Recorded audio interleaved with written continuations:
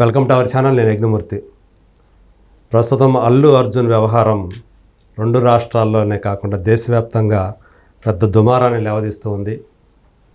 ఆయన మీద పోలీసులు 105, 118 ఈ BNS సెక్షన్ల కింద కేసులు నమోదు చేశారు.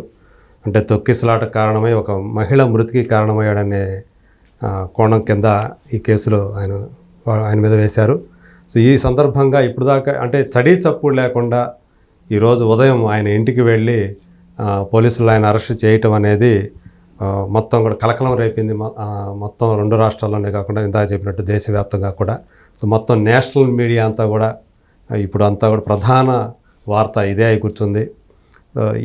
ఏం జరగబోతోంది, ఎందుకు అల్లు అర్జున్ని ఈ కేసులో అంటే థియేటర్ యాజమాన్యాన్ని A1 గాను ఈయన A2గా పెట్టారని చెప్తూ ఉన్నారు. ఏం జరగబోతుంది, అల్లు అర్జున్ జైలుకు వెళ్ళక తప్పదా అంటే తప్పదనే చాలామంది చెప్తూ ఉన్నారు. మరి ఈ విషయాన్ని మనతో చర్చించడానికి మనతో పాటు ఉన్నారు సీనియర్ జర్నలిస్ట్ అలాగే సినీ రాజకీయ విశ్లేషకులు భరద్వాజ్ గారు. నమస్కారం సార్. నమస్తే అండి.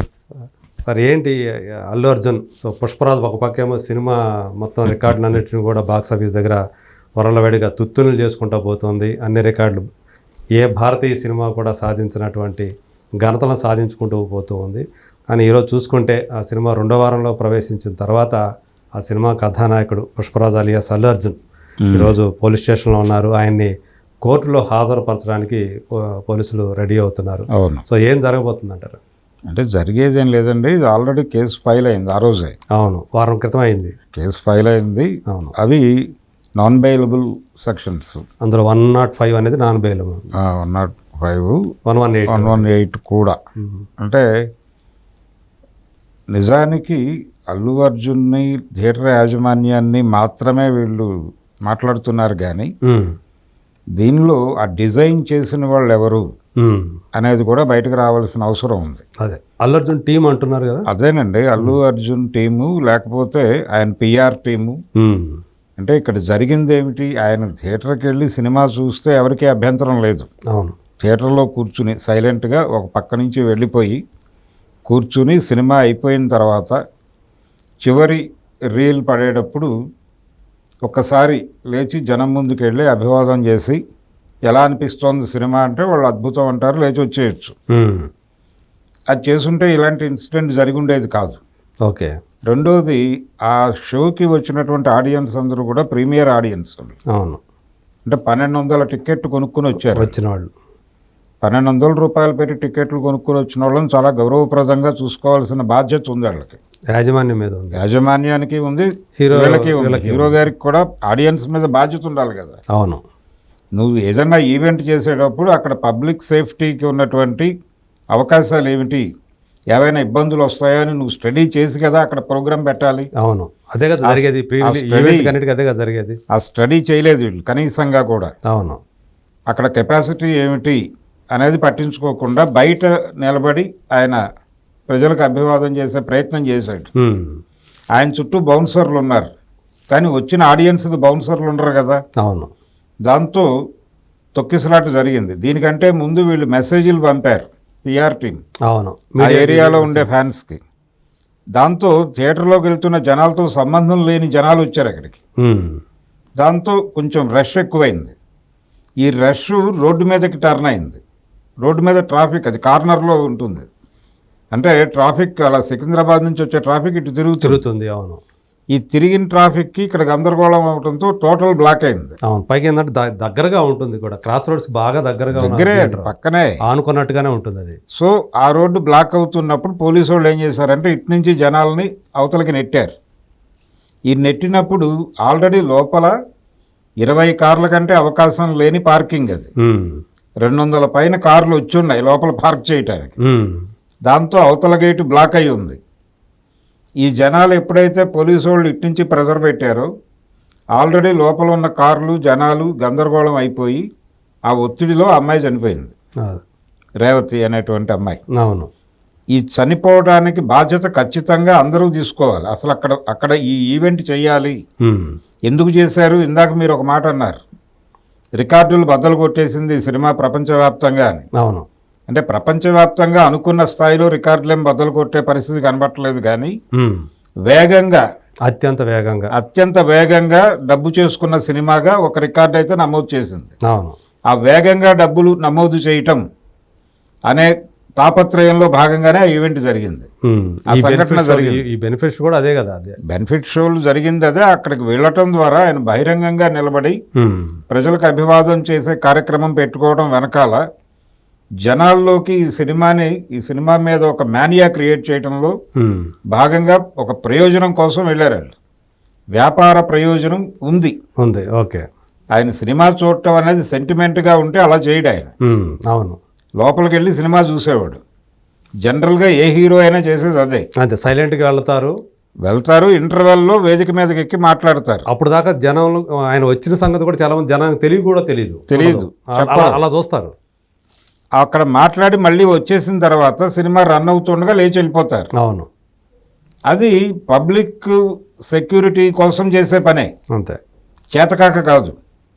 బహిరంగంగా నిలబడి చేతులు ఊపడం చేతకాక కాదు. మిగిలిన అదే ఆ పని చేసేది. ఇది చాలా మినిమం. అంటే మనం ఇది చేయబోతున్నాం అక్కడ అనే విషయం వాళ్ళకి ముందే తెలుసు. అది డిజైన్డ్ ప్రోగ్రామ్. కానీ పోలీసులకు సమాచారం ఇవ్వలేదు. పోలీసులకి సమాచారం కాదు, వీళ్ళైనా కనీసం ఒక ప్రైవేట్ సెక్యూరిటీ పెట్టుకోవాలా. అక్కడికి అదనంగా జనాల్ని వీళ్ళు పోగేయటం ఏమిటి? ఆల్రెడీ అక్కడ ఉన్న జనానికే ప్లేస్ లేదు. అక్కడ ప్లేస్ లేదు. అది పార్కింగ్ చాలా టైట్ ఉన్నటువంటి థియేటర్ అది. అదే అంటే ఇదివరకు రోజుల్లో 2-వీలర్ పార్కింగ్ హెవీగా ఉన్నప్పుడు డిజైన్ చేసిన మోడల్ అది. అవును. ఇప్పుడు కుదరదు, అది అయిపోయింది. అదే. ఇప్పుడు 500 టికెట్లు దిగితే 250 నుంచి 300 వరకు కార్లు వస్తున్నాయి. అదే. సో హెవీ కార్ పార్కింగ్ ఉంటేనే థియేటర్, లేకపోతే కుదిరే పరిస్థితి లేదు.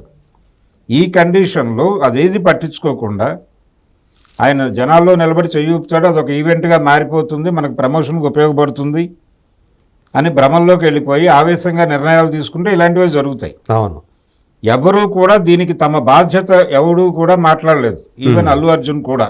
అవును. ఆయన 2 సందర్భాల్లో ఓపెన్ అయ్యాడు. ఒకటేమో ఆయనే వీడియో చేసి రిలీజ్ చేశాడు, అది 2 రోజుల తర్వాత. ఆ వీడియోలో కూడా ఎక్కడ కన్ఫెషన్ టోన్ లేదు ఆయన. అవును. అంటే నేరాంగీకరణ చేసేటువంటి ప్రోగ్రామే అతనిలో లేదు. అదే, క్షమాపణ కూడా లేదు. అంటే దానిలో ఎంతో కొంత తమ బాధ్యత ఉంది అనేటువంటిది కాకుండా ఆ సినిమా మీద వచ్చినటువంటి హైప్ వలన అక్కడ తొక్కిసలాట జరిగింది. ఆ తొక్కిసలాటలో ఆ అమ్మాయి చనిపోవడం దురదృష్టకరం. కాబట్టి ఇలా జరిగింది కాబట్టి ఫ్యామిలీ ఆడియన్స్ థియేటర్లకు రావడం మానేయకండి, మీరు రండి అని చెప్పాడు ఆయన. అంటే వస్తే ఇలా చంపేస్తామని. ఆ రోజున అల్లు అర్జున్ సైలెంట్గా లోపలికి వెళ్ళి ఉంటే ఆ సంఘటన జరిగేది కాదు. అదే. అవును. అందుకని ఆ ప్రోగ్రామ్ డిజైన్ చేసిన వాళ్ళని కూడా ఈ కేసులో పెట్టాల్సిన అవసరం ఉంది. ఓకే. ఇది ఒక గుణపాఠం అవుతుంది ఇండస్ట్రీకి. ఫర్దర్గా ఇలాంటి పనులు చేసేటప్పుడు ఒక సెక్యూరిటీ మెజర్స్ గురించి ముందే తెలుసుకుని అప్పుడు చేయాలి. ఓకే. బాధ్యతారాహిత్యం అనేది చాలా స్పష్టంగా కనిపిస్తుంది. ఆ సంఘటన జరిగినప్పుడు బాధ్యతారాహిత్యంగానే వ్యవహరించారు. సంఘటన తర్వాత వాళ్ళ మాటల్లో కూడా ఎక్కడా రెస్పాన్సిబిలిటీ తీసుకునే మూడ్లో లేరు, వాళ్ళెవరూ కనిపించలేదు. కాబట్టి కేసు పెట్టడంలో తప్పుందని నేనైతే అనుకోవడం లేదు. ఓకే. కాకపోతే కేవలం అల్లు అర్జున్ని అలాగే థియేటర్ యాజమాన్యాన్ని మాత్రమే కేసులో చేర్చడం తప్పు. ఎవరైతే పిఆర్ టీం నుంచి ఆ మెసేజ్లు వెళ్ళినాయో వాళ్ళని కూడా పట్టుకోవచ్చు. ఓకే. అంటే ఫ్యాన్స్కి పంపించారో ఇవంతా ప్రపంచానికి తెలిసేలా వెళ్ళటం అనేది అందరికీ తెలిసింది. ఆ ఏరియాలో ఉన్న వాళ్ళందరికీ తెలియజేశారు వీళ్ళు. అవును. అంటే థియేటర్లోకి వెళ్ళే జనాలు కాకుండా అన్వాంటెడ్ పీపుల్ కూడా వచ్చారు అక్కడికి. అవును. ఒక అన్వాంటెడ్ గ్యాదరింగ్ జరిగింది అక్కడ మీడియా కూడా ఉంది, ఎందుకంటే ఆయన అల్లు అర్జున్ వస్తున్నాడు కాబట్టి అనివార్యంగా అక్కడ మీడియా కూడా వాళ్ళ ఉద్దేశమే అది కదా. అవును. వాళ్ళ ఉద్దేశం రావాలనే ఈ ఈవెంట్ని దాన్ని ఒక ఈవెంట్గా మార్చారు వాళ్ళు. సినిమా చూడటం, హీరో సినిమా చూడటం అనే దాన్ని ఒక ఈవెంట్గా మార్చడం వలన జరిగిన గొడవ ఇది. ఓకే. అందుకని ఆ ఈవెంట్ డిజైన్ చేసిన వాళ్ళందరినీ లోపల వేయాలి. ఓకే. అప్పుడు ఒక బుద్ధి వస్తుంది కనీసం. అంటే ఈ కేసులో వీళ్ళకేదో భారీగా శిక్షలు పడిపోతాయని అనుకోనక్కర్లేదు. కంటెస్ట్ చేసినప్పుడు సాక్ష్యాలు ఎవరు చెప్తారు ఏమిటి అనేది గొడవ. అదే దాని మీద ఆధారపడి ఉంటుంది. ఇప్పుడే ట్రయల్ జరగదు అది. కానీ స్టాంపేడ్కి కారకుడు అయ్యాడనే దాని మీద ఏదైనా అవకాశం ఉంటుందా? తొక్కిసలాడు కారకుడు దానికి కూడా విట్నెస్ కావాలండి. అంటే ఇతనే కారణం అయ్యాడు అని ఎస్టాబ్లిష్ చేసినటువంటి ఫ్యాక్ట్స్ని దాన్ని నిర్ధారించే సాక్షులు ఉండాలి కోర్టులో. లేకపోతే జడ్జి గారు కేసు కొట్టేసే అవకాశాలే ఉంటాయి. ఓకే. కాబట్టి ప్రాపర్ విట్నెస్ని ఎస్టాబ్లిష్ చేయటం జరగాలి. అక్కడే కేసును డైల్యూట్ చేసేస్తారు. ఓకే. అంటే విచారణ ట్రయల్ జరుగుతున్నప్పుడు కేసు ఎలా మలుపులు తిరుగుతుందో మనం చెప్పలేం, ఏదైనా జరగచ్చు. అదే.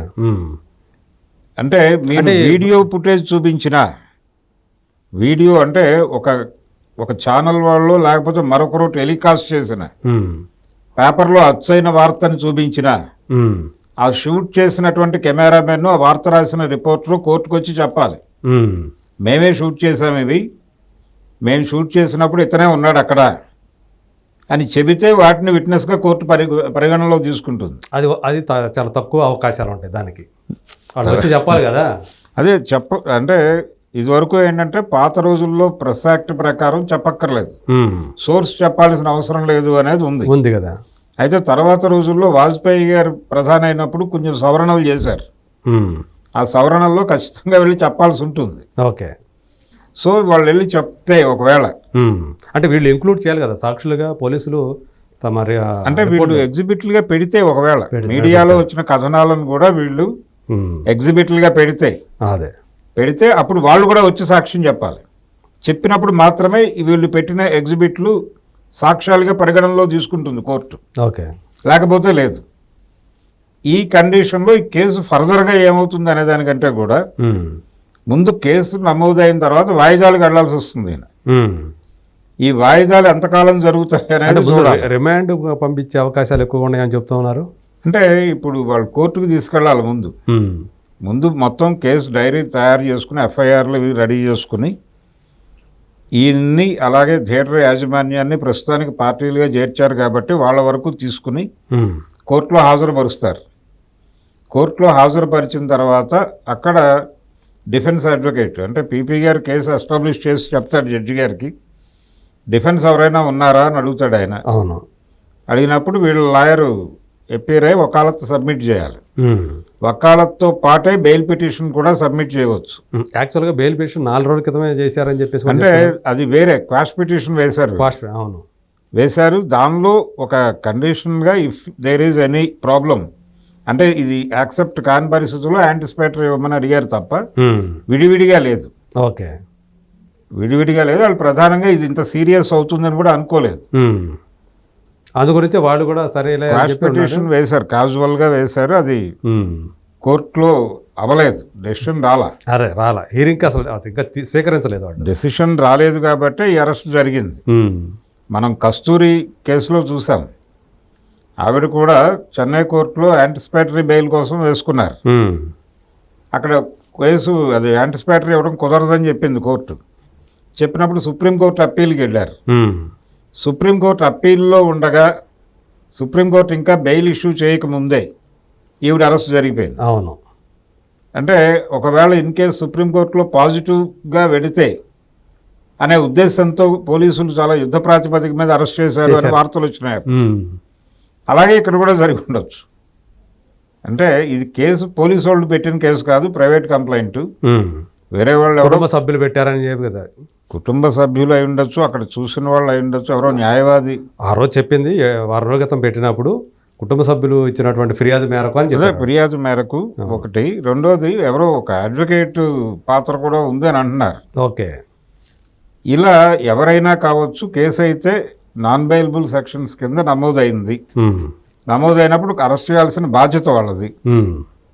అరెస్ట్ చేసి కోర్టుకు పెట్టాలి. కోర్టు రిమాండ్కి పంపించాలా లేకపోతే బెయిల్ ఇచ్చి బయటకు పంపించాలా అనేది కోర్టు డెసిషన్, వీళ్ళది కాదు. వీళ్ళకి సంబంధం లేదు. కోర్టులో పెట్టడం వరకే వీళ్ళ బాధ్యత. అక్కడి నుంచి వాళ్ళని ఏం చేయాలనేది జడ్జి గారి బాధ్యత. ఓకే. జడ్జి గారు బెయిల్ పిటిషన్ పెట్టగానే ఓకే ఇతను పబ్లిక్లోనే ఉంటాడు, పారిపోడు, వాయిదాలకు హాజరవుతాడు అని ఆయనకు నమ్మకం కుదిరితే వెంటనే బెయిల్ ఇవ్వచ్చు. ఇచ్చిన మరుక్షణం వీళ్ళు పూచీదారుల్ని పెట్టుకోవాలి, షూరిటీస్ని పెట్టుకోవాలి, జామీందారుల్ని ప్రొడ్యూస్ చేసిన తర్వాత ఆ జామీందారుల్ని వాళ్ళు యాక్సెప్ట్ చేయాలి. అంటే ఈ మధ్య కాలంలో ప్రాపర్టీస్ అవి అడగటం లేదు, చాలా క్లియర్గా బాండ్స్ అడుగుతున్నారు. ఓకే. ఆ టైంకి బ్యాంకు ఓపెన్ ఉంటే బాండ్స్ తీసుకురాగలరు.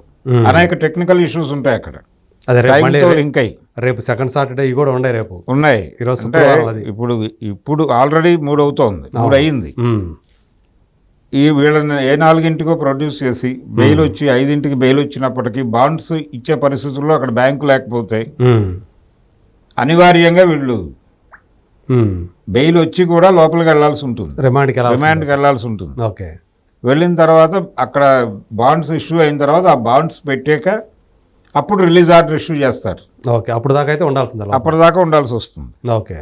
జనరల్గా ఈ శుక్రవారం అంటే 2 రోజులు 3 రోజులు సెలవులకు ముందు అరెస్టులు జరిగేది ఈ కార్యక్రమం కోసమే. అదే అంటే రిమాండ్కే ఎక్కువ అవకాశాలు ఉండేటట్లుగా చూసుకోవటం. ఉమ్. అంటే బెయిల్ వెంటనే వచ్చే పరిస్థితి లేకుండా చూడటం. లేదు, జడ్జి గారు ఈరోజు బెయిల్ రిజెక్ట్ చేయవచ్చు, ఉమ్. మళ్ళీ వేసుకునే అవకాశం ఉంటుంది. అంటే ఒక 10 రోజులు గ్యాప్ ఇచ్చి వేసుకోవాలి. అప్పుడు కొట్టేస్తే అప్పుడు హైకోర్టుకు పోతారు. చంద్రబాబు గారి కేసులో చూసాం కదా మనం. అవును. వాళ్ళు కింది కోర్టును డినై చేసి పై కోర్టుకి వెళ్తే పై కోర్టులు కింది కోర్టులు అడగకుండా ఎందుకు వచ్చారని అడిగింది. మళ్ళీ వెనక్కి వస్తే మీరు పై కోర్టుకి ఎందుకు వెళ్ళారని ఇతను అలిగాడు. అట్లా డిస్ప్యూట్ అయిపోయి ఇగో క్లాషెస్ దాకా వెళ్ళిపోయి చాలా ఇబ్బంది అయింది అప్పుడు. అందుకని వీళ్ళు కింది కోర్టులో ఒక 2 సార్లు ట్రై చేసి అప్పుడు హైకోర్టుకు వెళ్లాల్సి ఉంటుంది. అంత పరిస్థితి డెఫినెట్గా ఈ కేసులో ఉండదని నేను అనుకుంటున్నాను. మీరు అంటే దీంట్లో ఏమైనా రాజకీయ కోణం ఏమైనా ఇమిడి ఉంటుందని అనుకుంటున్నారు ఈరోజు అరెస్ట్ చేయటం అనేది? అంటే పైగా ఏంటంటే నిన్నటిదాకా కూడా అల్లు అర్జున్ అరెస్ట్ చేసే అవకాశాలు ఉంటాయని ఎవరు అనుకోలేదు. లేదండి. అంటే ఎప్పుడైతే అక్కడ నాన్ బెయిలబుల్ సెక్షన్స్ కింద కేసు నమోదై ఉందో అరెస్టు కాకుండా ఉండటం అనే ప్రసక్తే లేదు. ఓకే. ఎప్పుడో ఒక టైంలో ఆయనైనా సరెండర్ అవ్వాలి. ఇప్పుడు ఆయన అరెస్ట్ కాకుండా తప్పించుకుని కోర్టుకు వెళ్ళి సరెండర్ కావచ్చు. ఇప్పుడు రేపు ఎల్లుండి సెలవులు ఉన్నాయి కాబట్టి ఆయన ఇంట్లో పడుకోకుండా బయట ఎక్కడైనా పడుకుని వీళ్ళు వెడతారు, ఆయన అడ్రస్లన్నీ వెతుక్కుంటారు, అది వేరే. ఇప్పుడు అదే ఒక ప్రాసెస్ నడుస్తుంది, ఒక ప్రాసెస్ నడుస్తుంది. 2 రోజుల తర్వాత వెళ్ళి కోర్టులో సరెండర్ అవుతారు. మార్నింగ్ సరెండర్ అవుతారు, ఇమీడియట్గా బెయిల్ వేసుకుంటారు, మధ్యాహ్నం బెయిల్ వస్తుంది, 5 లోపు షూరిటీలు పెట్టేస్తారు, అక్కడ బెయిల్ శాంక్షన్ రిలీజ్ ఆర్డర్ తీసుకుని బయటకు వచ్చేస్తారు. ఈ లోపల అజ్ఞాతంలోనే మనం వార్తలు వేసుకుంటాం. ఇలా కూడా చేయవచ్చు. ఓకే. కానీ వాళ్ళు ఇక్కడ దాకా వస్తుందని ఎక్స్పెక్ట్ చేయకపోయి ఉండొచ్చు. అంతే కదా, అలా చాలా ముందు జాగ్రత్తలు తీసుకుని ఉండేవాళ్ళు కదా. అంటే లీగల్గా మనం ఒక అడ్వకేట్కి ఎవరికో బాధ్యత అప్పచెప్పారు వాళ్ళు. నిరంజన్ రెడ్డికి అప్పచెప్పారు. ఆయన ఆల్రెడీ కోర్టులో కేసు వేసున్నాడు, క్వాష్ చేశారు. క్వాష్ కోసం ఒక పిటిషన్ దాఖలు చేస్తున్నాడు. దాని మీద జడ్జి అక్కడ డ్రాగ్ అవుతోంది విషయం అనేది కూడా వీళ్ళకి అర్థమైంది. దాని నుంచి లీడ్ తీసుకుని ఎందుకైనా మంచిది మనం శని ఆదివారాలు ఇంట్లో పడుకోవడం మంచిది కాదు అని అనుకోవాలి. జనరల్గా హ్యాబిచువల్స్గా ఐడియా వస్తుంది, వీళ్ళకి ఐడియా రాలేదు.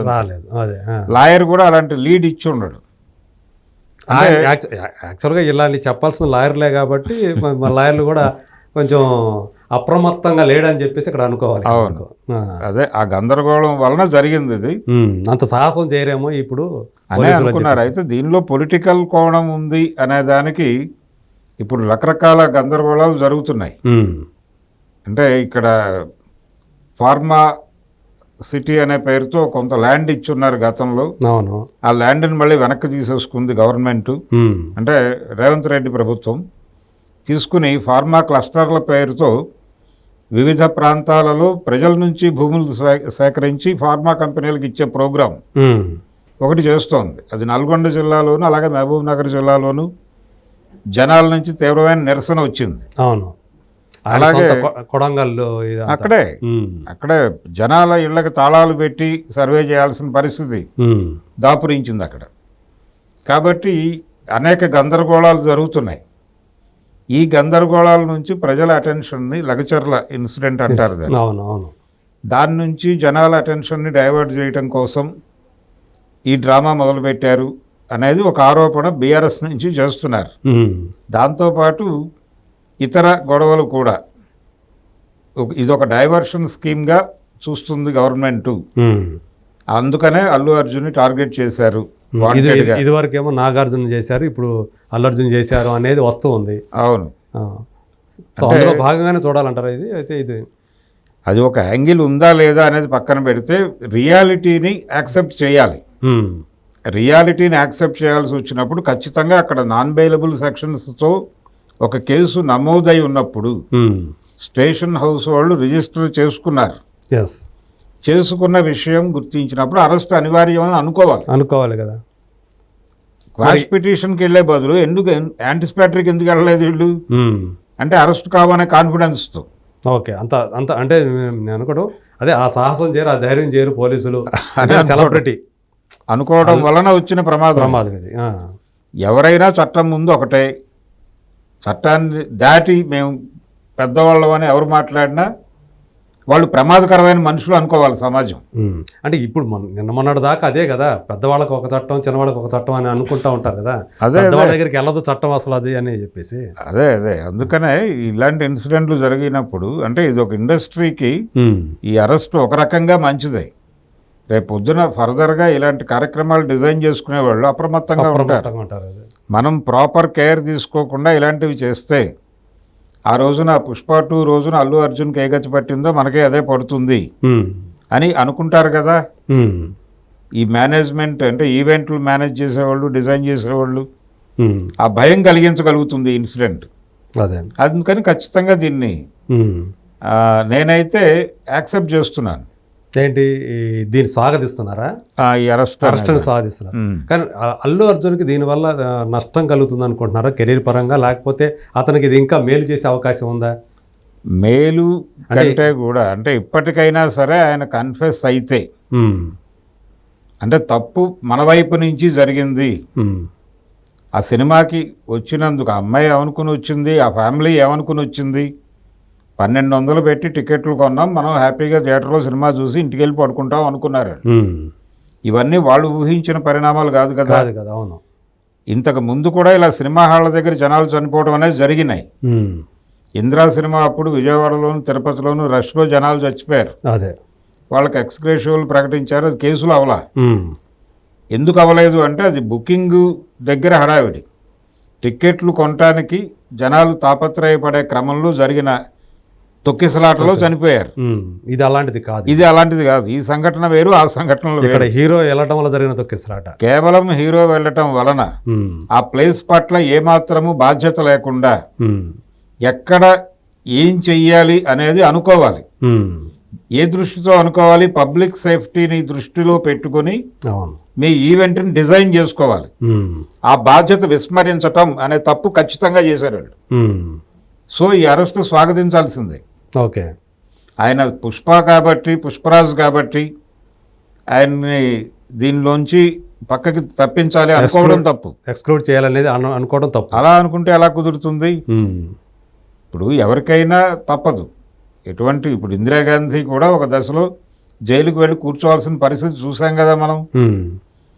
ఇప్పుడు నెల రోజుల్లో తిరిగి ముఖ్యమంత్రి అయినటువంటి రామారావు గారు ఆయన పదవి కోల్పోయిన తర్వాత ఒక ధర్నా చేశాడు అక్కడ అసెంబ్లీ దగ్గర. చేసినప్పుడు పోలీసులు అరెస్ట్ చేసి తీసుకెళ్లారుగా, ఆయన ఫొటోస్ ఉన్నాయిగా ఇప్పటికీ ఎవిడెన్స్. అదంతా రీసెంట్గా మరి జీప్లో కూర్చోబెట్టి చంద్రబాబు నాయుడు గారు కాదనలేదుగా ఆ రోజున. అవును, ఆయన ఉందా అసలు కనీసం అంటే నన్ను అరెస్ట్ చేసేంత పరిస్థితి ఉందా, మీ దగ్గర ఉన్న ఎవిడెన్స్లు ఏంటి, ఏమన్నా చూపించగలరా అని మాత్రమే అడిగాడు తప్ప అవును నేను అరెస్ట్ కాను అనలేదు కదా ఆయన. అవును, మేము విత్ వారెంట్ వచ్చామండి మిమ్మల్ని తీసుకెళ్ళటం కోసం అని చెప్పిన తర్వాత ఆయన కారులో కూర్చుని వెళ్ళిపోయాడు కదా అదే జైలుకి. అలా పోలీసులు కూడా ఇప్పుడు చూస్తే ఏంటంటే నేరుగా బెడ్రూమ్ దాకా వచ్చేస్తారా, నేను రమ్మంటే వస్తాను కదా అని చెప్పేసి క్లియర్గా ఆయన అనటం వినిపించింది ఒక వీడియోలో. అంటే బయట సెక్యూరిటీ ఉంటుందండి ఇంటి దగ్గర, సెక్యూరిటీ వాళ్ళతో కొంత వాగ్వాదం జరిగి ఉంటుంది, ఇవన్నీ లోపలికి వినిపిస్తూనే ఉంటాయి. వాళ్ళ ఇల్లు అంటే అల్లు అరవింద్ గారి ఇంట్లోనే ఉంటారు వీళ్ళందరూ. కాబట్టి ఇది జూబ్లీ చెక్ పోస్ట్ నుంచి పక్కన బిఎస్ఎన్ఎల్ క్వార్టర్స్ బ్యాక్ సైడ్ ఉంటుంది వీళ్ళ ఇల్లు. కాబట్టి ఆ ఇల్లు చూసిన వాళ్ళకి ఎవరికైనా అర్థమవుతుంది, సెక్యూరిటీ పోస్ట్ నుంచి మాటలు లోపలికి వినిపిస్తాయి. ఆ ఘర్షణ ఏదో జరుగుతోందని ఇంట్లో వాళ్ళు బయటకు వచ్చి ఉంటారు. ఆయన కూడా బయటకు వచ్చి ఏం జరుగుతోందని స్ట్రైట్ అవే చాలా సందర్భాల్లో ఆయన ఆ రోడ్లో వాకింగ్ చేస్తూ ఉంటాడు. అరవింద్ గారు కాదు, అర్జున్ కూడా. అర్జున్ కూడా ఓకే. ఇంకొక విచిత్రమైన విశేషం ఏంటంటే అక్కడ వాళ్ళ ఇంటి ఎదురుకుండా ఓ ముసలావిడ టీ పెట్టుకుంటుంది. ఆయన ఒక్కొక్కసారి అక్కడికి వచ్చి టీ తాగుతాడు. అర్జున్ కూడా అదే ఆవిడతో మాట్లాడతాడు. అదే అలా అంత సింప్లిసిటీగా ఉంటాడు అనేది అది. ఒక చిన్న నిక్కరు టీ షర్టు వేసుకుని వచ్చి టీ తాగటం నేను చూశాను అక్కడ. ఓకే. అతను కాబట్టి ఆ వాతావరణం ఉంది అక్కడ. అయితే ఈ ఇన్సిడెంట్ జరగటం మీద వాళ్ళు తమ తప్పుని అంగీకరిస్తూ మాట్లాడి ఉంటే జెంటిల్గా హంబుల్గా ఉండుండేది. ఈగోకి వెళ్తున్నారు వీళ్ళు. ఈగోలకు వెళ్లకుండా పూర్తి స్థాయిలో సారీ చెప్పేసి అదే రోజు మా వల్లనే తప్పు జరిగింది, మీరు సినిమా చూడటానికి వచ్చారు, మీ తప్పేమీ లేదు, సినిమా చూడటానికి వచ్చిన ప్రేక్షకుల సేఫ్టీ వాళ్ళ బాధ్యత. అవును, సినిమా తీసిన వాళ్ళ బాధ్యత, అక్కడ రష్ క్రియేట్ చేసిన వాడి బాధ్యత, థియేటర్ వాడి బాధ్యత కూడా. అవును. కాబట్టి వీళ్ళందరినీ పార్టీలుగా చేర్చాల్సిన అవసరం ఉంది. అంటే సాధారణ ఎక్కువ మంది థియేటర్ వాళ్ళని బాధ్యులుగా చేస్తున్నారు. ఎందుకంటే థియేటర్ వాడికి సమాచారం అన్నప్పుడు ఎక్కడ ఏదైనా సరే అవాంఛనీయమైనటువంటి ఘటనలు జరిగే అవకాశం ఉంటుంది. అంత పెద్ద హీరో వస్తున్నాడు కాబట్టి దానికి తగినటువంటి భద్రతా ఏర్పాటు చేయాల్సినటువంటి బాధ్యత ప్రైవేట్ సెక్యూరిటీతో చేయిస్తారా, లేకపోతే పోలీసులకు సమాచారం ఇచ్చి పోలీసుల నుంచి ఏమైనా బందోబస్తు ఏర్పాటు చేసుకుంటారా అనేది వాళ్ళకి బాధ్యతేనండి. నేను యాక్సెప్ట్ చేస్తా దాన్ని. ఇప్పుడు వాళ్ళు ప్రైవేట్ సెక్యూరిటీని కూడా తెచ్చుకుంటారు అనుకుందాం. ఎవరిని బయటకు పంపాలి? మీరు బొట్టు పెట్టి పిలిచిన అభిమానుల్ని బయటకు పంపిస్తారా థియేటర్ వాళ్ళు? వాళ్ళని పంపించడానికి లేదు, టికెట్ తీసుకున్న వాళ్ళని పంపడానికి లేదు. ఏం చేయాలి? అక్కడ పార్కింగ్ ప్లేసే లేదు. అప్పటికే ఇంకా 100 కార్లు బయట ఉన్నాయి అక్కడ. అవతల గేట్ బ్లాక్. అదే వాళ్ళ పోలీసులు స్పెసిఫిక్గా మెన్షన్ చేశారు. అంటే ఆ పెద్ద స్టార్ వస్తున్నప్పుడు ఒక సపరేట్ ఎంట్రీ ఎగ్జిట్ అనేది లేదు. ఇవన్న వాటి దగ్గర కూడా సెక్యూరిటీ లేదు. అసలు రెండే గేట్లు, బ్యాక్ సైడ్ ఒక చిన్న గేట్ ఉంది. అంటే 2 వీలర్ పార్కింగ్ నుంచి వాహనాలు అటు నుంచి డిస్పోజ్ చేయడానికి అది వాడరు. సందులో నుంచి ఉంటుంది అది. అదే ప్రధానమైన మార్గాలు రెండే. ఆ 2 మార్గాల్లో ఒకటేమో బ్లాక్ అయి ఉంది కార్లతో, ఒక గేటే ఉంది. ఆ ఒక గేటు రష్ అయిపోయింది. అక్కడ కూడా సెక్యూరిటీ లేదు, సరైన సెక్యూరిటీ లేదు. అక్కడ సెక్యూరిటీ లేదు. పోలీసులు ఉన్నారు అక్కడ, కాకపోతే వాళ్ళు రోడ్డు మీదకు ఉన్నారు, ట్రాఫిక్ చూసుకుంటున్నారు. వాళ్ళ దగ్గరికి వాళ్ళ మీదకి ప్రెజర్ వచ్చింది ఇటు నుంచి, థియేటర్లో నుంచి. ఆ ప్రెజర్ వచ్చినప్పుడు వాళ్ళు లాఠీ చార్జ్ చేశారు. ఏమిటి వాళ్ళు లోపల చూసుకోండి అని. వీళ్ళు లోపలికి పంప్ అయ్యారు. ఈ రోడ్డు మీదకి ఎక్స్పాండ్ అయిన ఫ్యాన్స్ థియేటర్లోకి పంప్ అయ్యేసరికి అక్కడ ప్రెజర్ ఎక్కువైపోయింది. నిలబట్టడానికి ప్లేస్ లేదు. వాళ్ళు తలుపులు తీసి జనాలను లోపలికి అలౌ చేయలే. థియేటర్లోకి ఈ జనాలని లాగేసి ఉంటే కొంతవరకు వెళ్ళిపోయేవాళ్ళు. కానీ వీళ్ళ ప్రోగ్రామ్ ఉద్దేశం ఏంటి? అందరినీ అభివాదం చేయటం, ప్రొజెక్ట్ చేయాలి. అక్కడ కొన్ని కోట్ల మంది ఉన్నట్టుగా ప్రొజెక్ట్ చేసేసి ఆ హడావిడిని వెంటనే సోషల్ మీడియాలోను ఇతర మాధ్యమాల్లోనూ జనాల్లోకి పంపు చేసి సినిమాకు ఒక బజ్ క్రియేట్ చేయటం అనేది ప్రోగ్రామ్. మీ వ్యాపార ప్రయోజనం కోసం మీరు డిజైన్ చేసిన కార్యక్రమానికి ఆవిడెందుకు బలైపోవాలి? కామన్ అదే ఇప్పుడు దాని మీద వాళ్ళు ఎక్స్గ్రేషియాలు ఇవన్నీ ప్రకటించారు. కానీ మీరు అన్నట్టు ఆ కన్ఫెషన్ అనేది లేకపోవటం అనేది ఖచ్చితంగా తప్పదు. అది కొంచెం అందరికీ కాస్త ఇబ్బంది కలిగింది. కానీ ఇక్కడ ఇంకోటి యాక్చువల్గా మనం నిన్న చూసాం, ఈయన పీకేని కలిశారని, ప్రశాంత్ కిషోర్ని కలిశారు. ఇక్కడ ఒక రాజకీయ కూడా అంటే ఆయన మళ్ళీ ఏమైనా పార్టీలు పెట్టేదాన్ని కలిశాడా, లేకపోతే ఇంకేదాన్ని కలిశాడా, ఇంకెవరి కోసమైనా కలిశాడా అని కూడా వస్తూ ఉన్నాయి కదా. రాజకీయ పార్టీ పెట్టే ఆలోచన, రాజకీయ మార్గంలోకి వెళ్ళబోతున్నాడని వార్తలు వచ్చేసినాయి ఆల్రెడీ. అవును. సో దానికి దీనికి కూడా ఈ అరెస్ట్కి కూడా కొంతమంది లింక్ చేసి మాట్లాడుతున్నారు. ఏ లింక్ అయినా ఉండొచ్చు అండి. ప్రాథమికంగా అక్కడ ఒక కేసు ఉంది, జరిగింది. అనుకోలేం కదా. అవును, ఒక రియల్ ఇన్సిడెంట్ ఉంది అక్కడ. ఒక రియల్ ఇన్సిడెంట్ ఉంది. ఆ ఇన్సిడెంట్ బేస్ చేసుకుని ఒక కేసు నమోదై ఉంది. అవును, అరెస్ట్ ఎప్పుడైనా జరగచ్చు. అరెస్ట్ అసలు ఇప్పటిదాకా జరగకపోవటమే తప్పు. ఇన్ని రోజులు ఆగటమే తప్ప ఆ ప్రీ రిలీజ్ ఈవెంట్ టైంలో దానికంటే ముందే అరెస్ట్ జరిగి ఉండాలి. కానీ చేయలే. ప్రీ రిలీజ్ ఈవెంట్ అదే సారీ సక్సెస్ మీట్ ఒకటి జరిగింది. సక్సెస్ మీట్ ఒకటి జరిగింది, దానిలో కూడా ఇన్సిడెంట్ని ప్రస్తావించాడు. అవును. అప్పుడు కూడా కన్ఫెస్ అవ్వలేదు ఆయన. అప్పుడు కూడా ఫ్యామిలీ ఆడియన్స్కి మీరు దీన్ని భయపడి థియేటర్లకు రాకుండా ఉండకండి, మీరు రండి అని చెప్పాడు. వచ్చిన వాళ్ళని మీరేం ఉద్ధరించారు అక్కడ చావగొట్టి? ఆ చావగొట్టడంలో మీ బాధ్యత గురించి మీరు మాట్లాడలేదు కదా కనీసం. అవును, మా తప్పు కూడా ఉంది దీనిలో అనేది అడ్మిట్ చేసి మాట్లాడి ఉంటే చాలా హంబుల్గా ఉండుండేది. అది లేకుండా ఎవడిదో బాధ్యత అన్నట్టుగా మాట్లాడాడు ఆయన. ఎవడో చేసిన తప్పుగా అమ్మాయి చనిపోతే నేను ఎక్స్గ్రేషో ఇస్తున్నాను, నేను చాలా గొప్పవాడిని కాబట్టి అని ఎస్టాబ్లిష్ చేసుకున్నాడు తన్ని తాను అల్లు అర్జున్ చాలా స్పష్టంగా. అదే మెడికల్ పైగా మెడికల్ ఎక్స్పెన్సెస్ అబ్బాయికి కావాల్సినవి కూడా నేను చూస్తాను. దీన్ని కూడా కొంతమంది తప్పు పడుతున్నారు. ఎందుకు ఆయన చెప్పాలి ఇవన్నీ కూడా తను మాట్లాడిన దాంట్లో?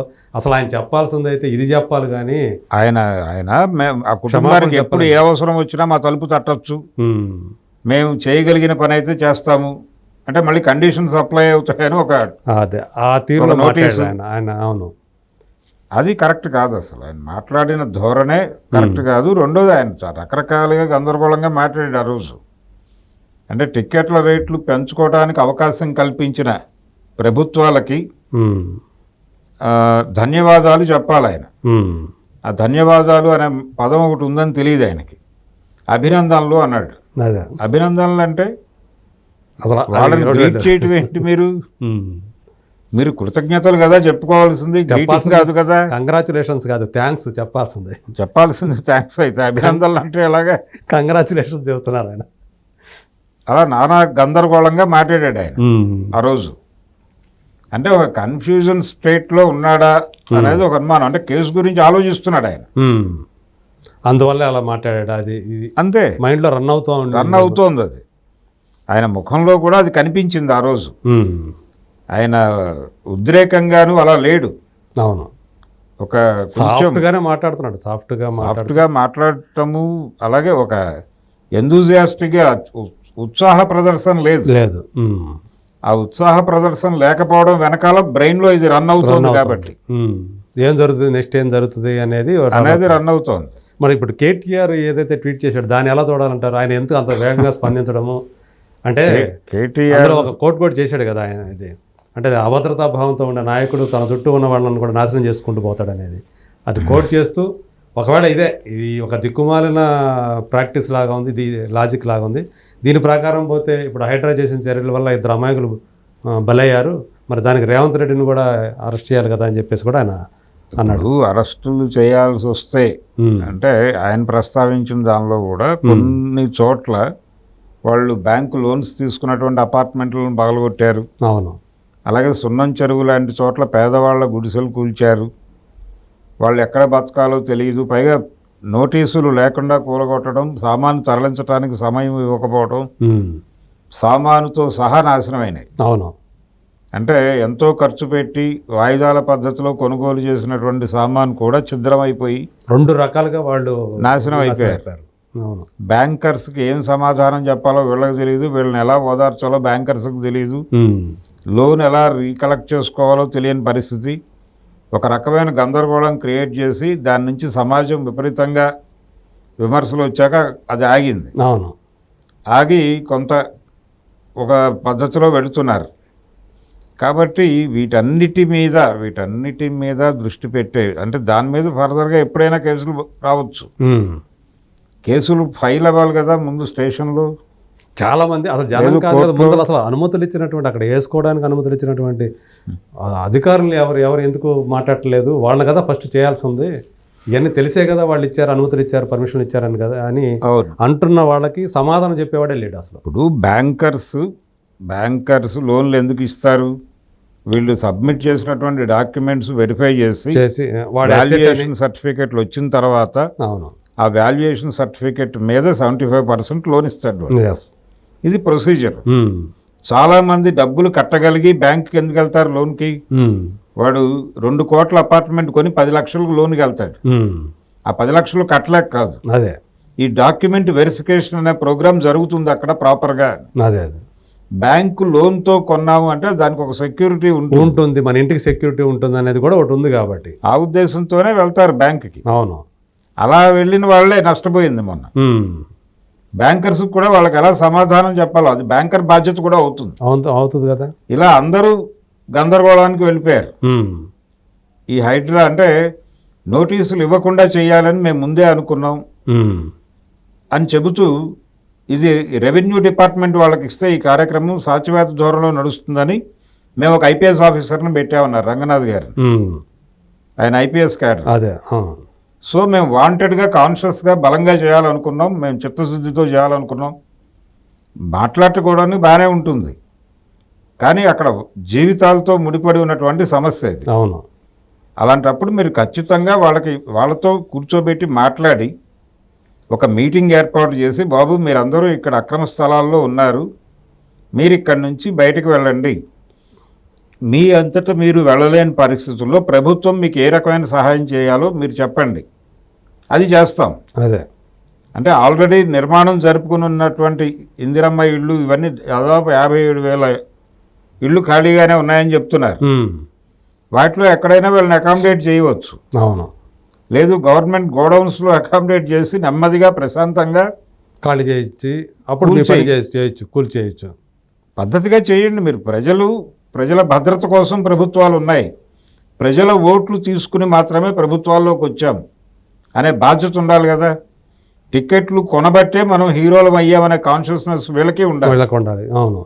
ఓట్లు తీసుకుని మనం ముఖ్యమంత్రులు అయ్యామనేటువంటి కాన్షియస్నెస్ వాళ్ళకి ఉండాలి. ఈ రెండూ లోపించటం జరుగుతోంది, ఇది వాస్తవం. అయితే ప్రతిపక్షాలు కూడా ఈవెంట్ దొరకగానే దాడి చేయటం అంటే ఒక మాట అనేసి పక్కకు తప్పుకుంటే కుదరదు. చాలా వేగంగా ఇప్పుడు వార్త, ఇది ఎట్లా వార్త వచ్చింది, అరెస్ట్ వార్త, అంతే వేగంగా కేటీఆర్ నుంచి కూడా ఆ స్పందన అంటే యాక్టివ్ అపోజిషన్ అనే రోల్లో ఉన్నాడు ఆయన. మేము చాలా యాక్టివ్గా ఉన్నామని చూపించుకోవడానికి ఒక ప్రయత్నం చేస్తున్నాడు ప్రతిదానికి వేగంగా రియాక్ట్ అయ్యి. ఈ వేగంగా రియాక్ట్ అవ్వటము అనేది ప్రొడక్టివ్ అపోజిషన్గా మీరు ప్రభుత్వాన్ని విమర్శిస్తూనే ప్రభుత్వానికి సహకరించే ధోరణిలో వెళ్ళాలి. ఈ నిరసిస్తున్నాడు, అల్లు అర్జున్ అరెస్టును నిరసిస్తున్నాడు ఆయన.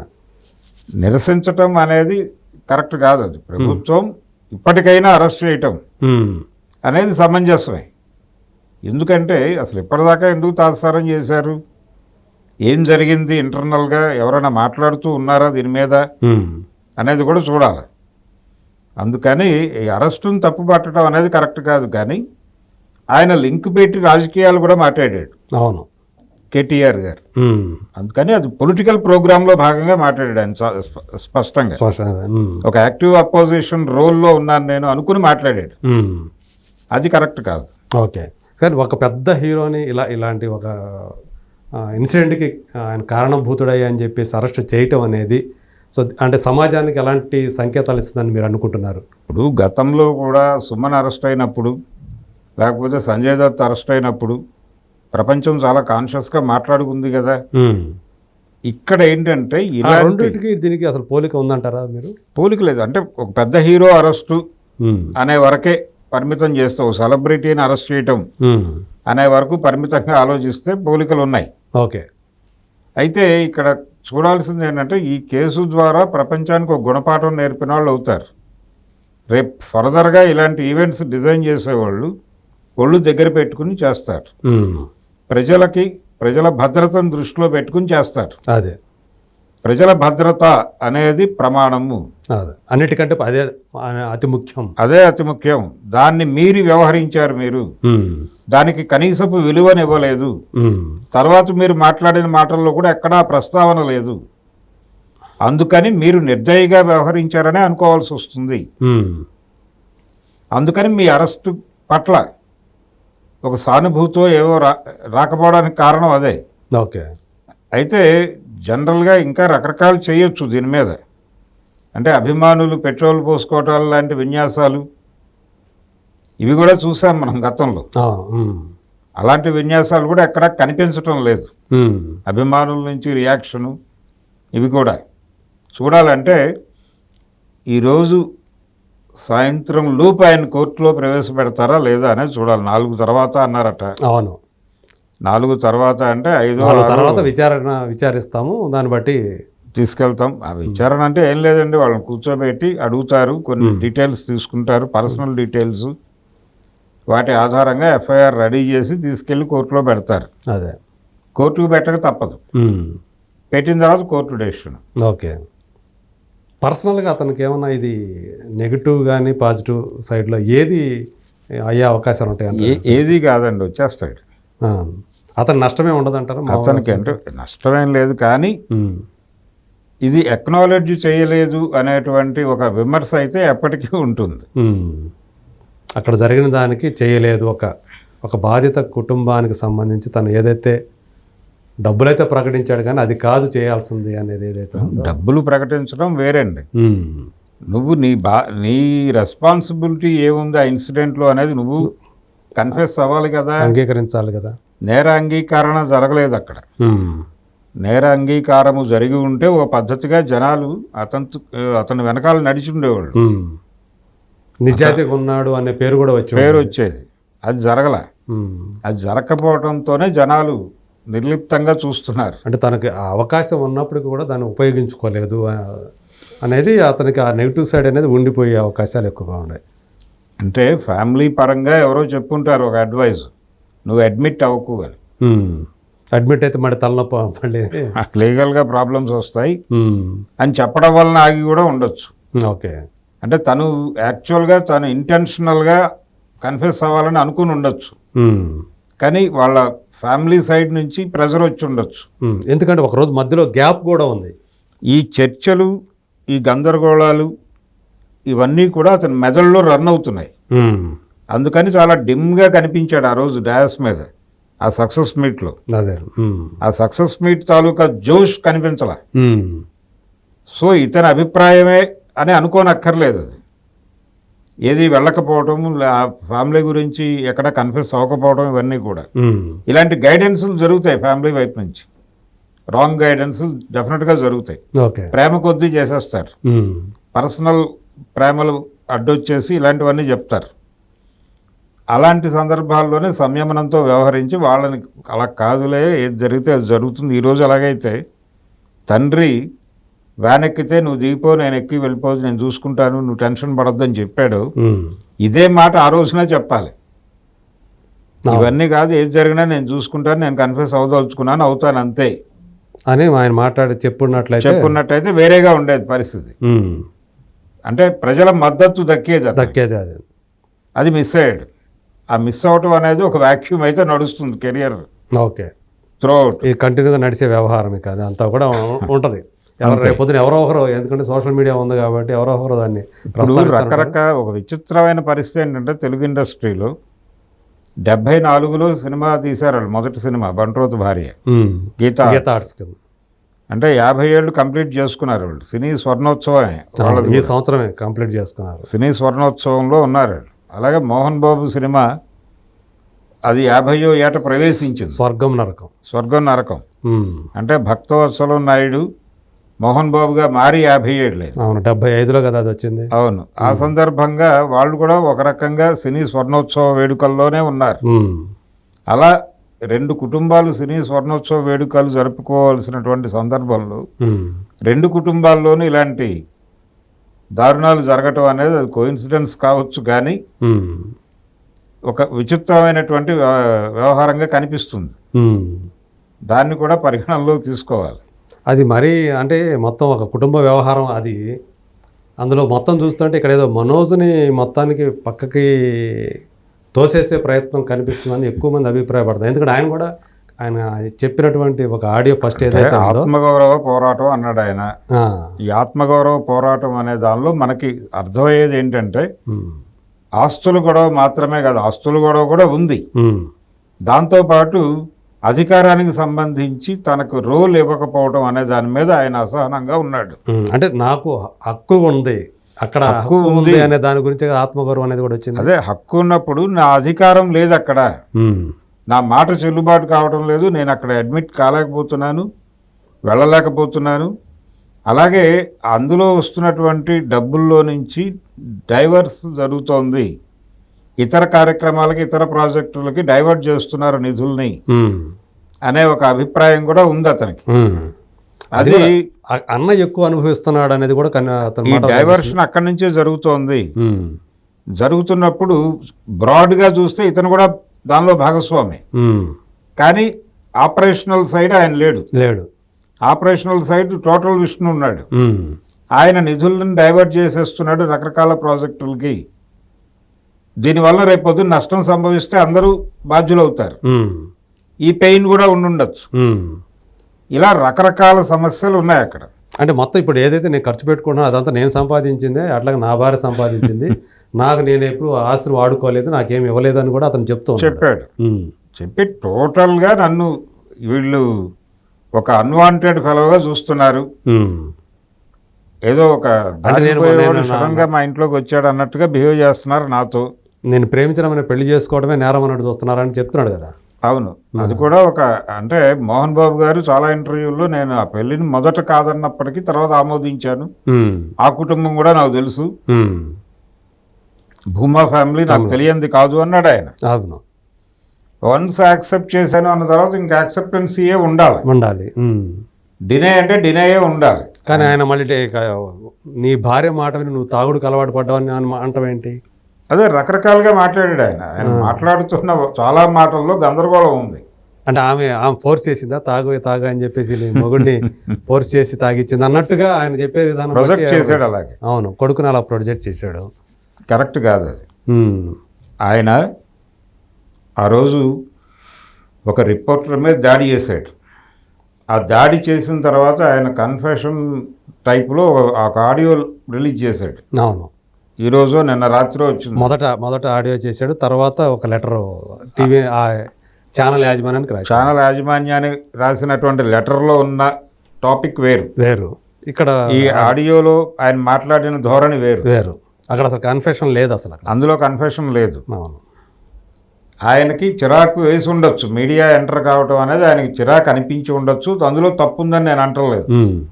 కానీ నీ చిరాకుని ప్రదర్శించే పద్ధతి ఒకటి ఉంటుంది, ఆ పద్ధతిని మీరి ప్రవర్తించడం అనేది ఖచ్చితంగా తప్పే. దాన్ని మీరు యాక్సెప్ట్ చేసి అంగీకరించి ఒకే అంటే ఎటువంటి వేరే ఇది లేదు, నాకు వేరే ఆలోచనలు లేవు, నాకు ఓన్లీ కేవలం నీకు సారీ చెప్తున్నాను అన్న టోన్లో వెళ్ళలేదు ఆయన. అలా నాకు అది ఆ మైకు నా దగ్గరకు వస్తే నాకు గాయం అయ్యేది, నా కంటికి గాయం అయ్యేది అని కూడా ప్రస్తావించాడు. అవును, అంటే వాళ్ళు మీ డైలాగ్ తీసుకోవడానికి మైక్ పెట్టారు, నిజానికి కంటి దాకా పెడుతున్నట్టుగా మనకి వీడియోలో ఎక్కడ లేదు. అది మైక్ ఇలా వస్తుండగానే ఆయన లాగేసుకుని ఇలా కొట్టడం ఇవన్నీ వచ్చినాయి, చూసాం మనం వీడియోలన్నీ. అవును, ఇవన్నీ రకరకాలుగా జరుగుతున్నాయి. ఎవరి స్టాండ్లో వాళ్ళు ఉన్నారు తప్ప ఒక జనరల్ అభిప్రాయంగా మనం చేసిన తప్పును కూడా మనం అంగీకరించాలి అని ఎవరు అనుకోవడం లేదు. అంటే ఇగోకి ఎడుతున్నారు. అంటే అక్కడ చూసే వాళ్ళకు కూడా ఏంటంటే అసలు మంచు మనోజ్ని ఆ కుటుంబం నుంచి అబాండన్ చేసే ఏదైనా వాతావరణం అది కనిపిస్తుంది ఆ పరిస్థితులు అన్నట్టుగా కూడా కొంతమంది వ్యాఖ్యానిస్తున్నారు. ఉంది అది ఉంది, ఆత్మగౌరవ పోరాటం అంటే అదే కదా.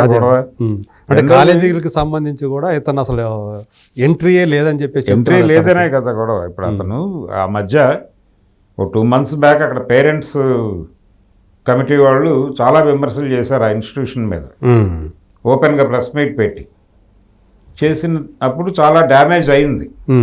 ఆ డ్యామేజ్ విషయం కూడా మాట్లాడాడు అతను మనోజ్. మాట్లాడుతూ ఈ స్కామ్లు జరుగుతున్నాయి, అక్కడ విపరీతంగా ఫీజులు పెంచేస్తున్నారు, ప్రాపర్ గతంలో ఉన్నట్టుగా హాస్పిటాలిటీ లేదు, ఇవన్నీ కూడా ఈ లోపాలు జరగటం వెనకాల వీళ్ళు నిధుల మళ్లింపు కార్యక్రమం ఉంది అనేది ఆయన ప్రధానంగా ప్రపంచం దృష్టిలో పెట్టదలుచుకున్న విషయం. పెట్టాడు జరుగుతుందనే విషయం పెట్టేశాడు. ఈ పెట్టడం దాంతో అది మాత్రమే కాదండి, రకరకాల విషయాలు బయటకు వచ్చిన గొడవ వలన. మంచు విష్ణు, వినయ్ మహేశ్వర్ ఇద్దరు పేర్లు చెప్పాడు దానికి. దాంతోపాటు ఇప్పుడు మోహన్ బాబు గారు ఉంటున్నటువంటి ఫామ్ హౌస్, అవును, ఆ 6 ఎకరాల స్థలం ఎక్కడి నుంచి వచ్చింది, 6 ఎకరాలు ఆయన సౌందర్య గారు ఇక్కడ ప్రాపర్టీస్ కొనడానికి ప్రయత్నాలు చేస్తున్న రోజుల్లో అలా ఎక్వైర్ అయ్యి తన కంట్రోల్లో పెట్టుకున్నాడు ఈయన అని. తర్వాత ఆవిడ మరణానంతరం వాళ్ళ పేరెంట్స్ ఏదో అడిగితే వాళ్ళకు కొంత డబ్బు ఇచ్చి కొంత ఇవ్వక ఏదో అలా ఒక కాగితం రాయించేసుకున్నాడని ఇలాంటి మాటలు కూడా బయటికి వినిపిస్తున్నాయి, చర్చలకు వచ్చినాయి. ఎందుకంత గందరగోళం చేసుకోవాలి జీవితాన్ని?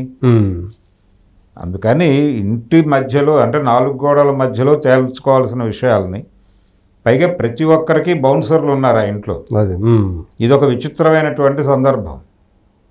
అంటే ఇంట్లో ఉన్న ముగ్గురికి విడివిడిగా బౌన్సర్లు ఉంటే ఏమనుకోవాలి, వాళ్ళ మధ్య రిలేషన్ లేదనే లేదా అనుకోవాలి. అంతే, మోహన్ బాబు గారికి సపరేట్, విష్ణు గారికి సపరేట్, మనోజ్కి సపరేట్. ఇలా ముగ్గురికి ఎవరి స్టాఫ్ వారికి ఉన్నప్పుడు, స్టాఫ్ అంటే వాళ్ళు ఏదో వ్యాపారాలు చేస్తున్నారని అనుకుంటాం మనం, కాదు, భద్రతా కేవలం సిబ్బంది. అంతే.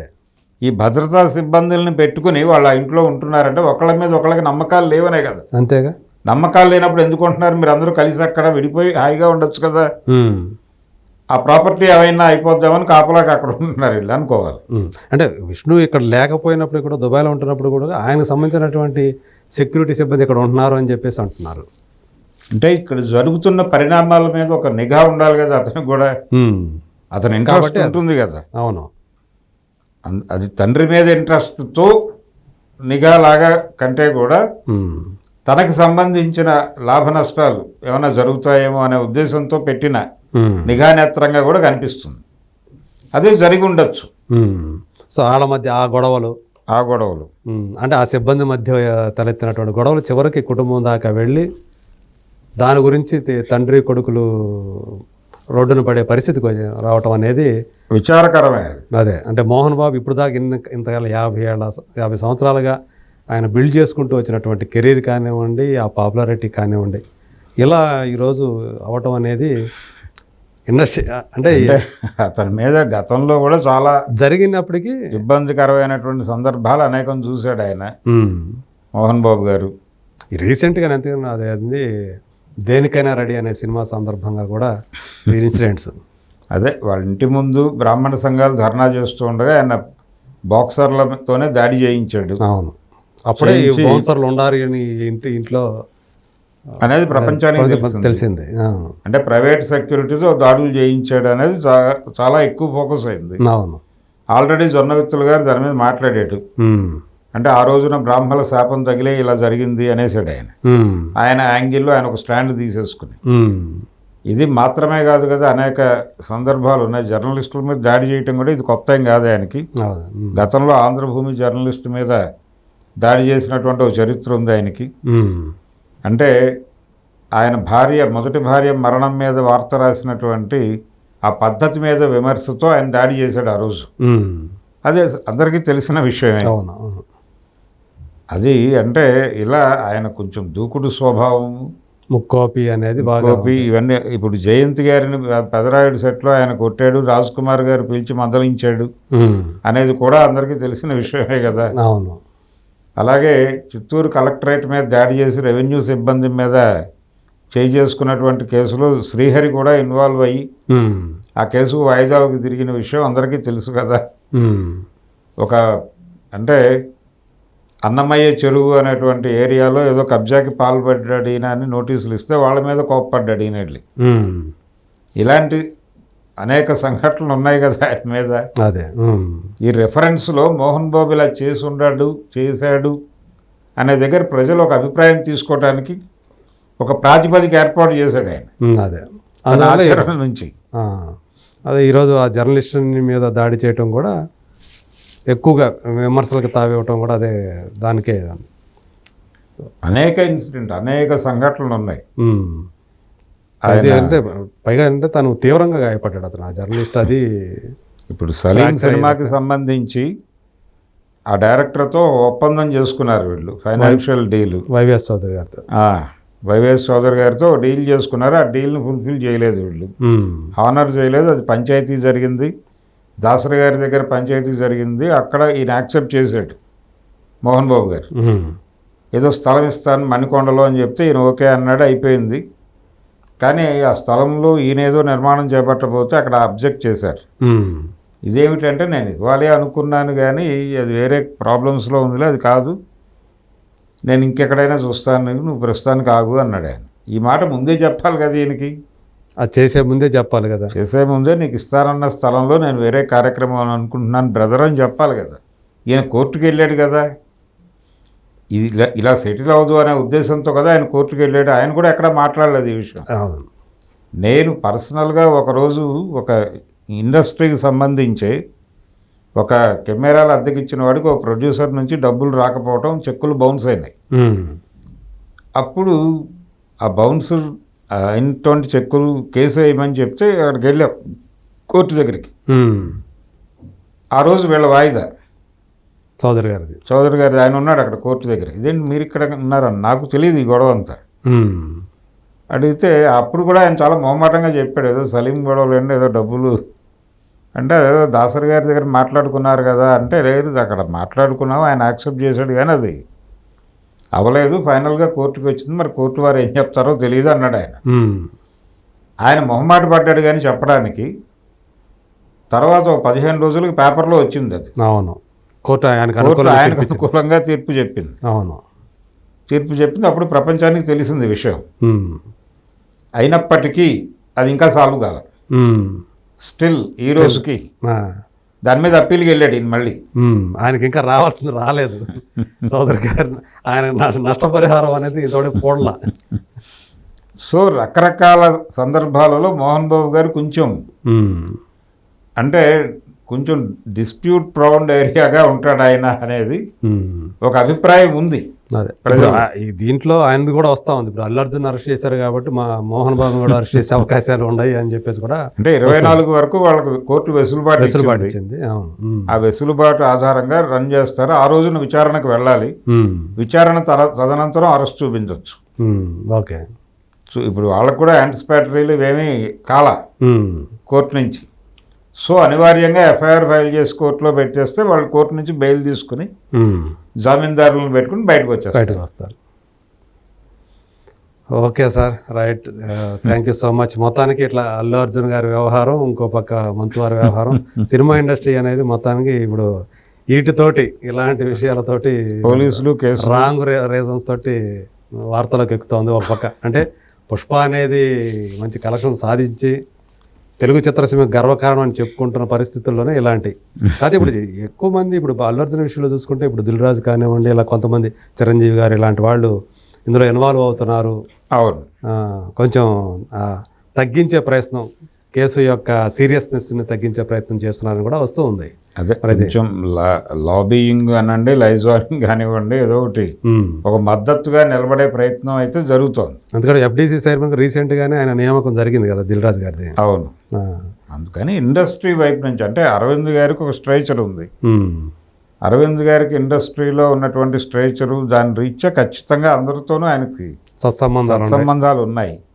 ఎవరితోనూ ఆయన ఇబ్బందికరమైనటువంటి పరిస్థితుల్లో లేడు. నేర్పు ఉంది, సమస్యల నుంచి బయటపడే నేర్పు, ట్రబుల్ షూటర్ అనేది ఆయనకి టైటిల్ ఉంది. అదే, సో ఆయన బయటకు వచ్చేస్తాడు, ఇది పెద్ద ఇబ్బందికరం కాదు ఆయనకి.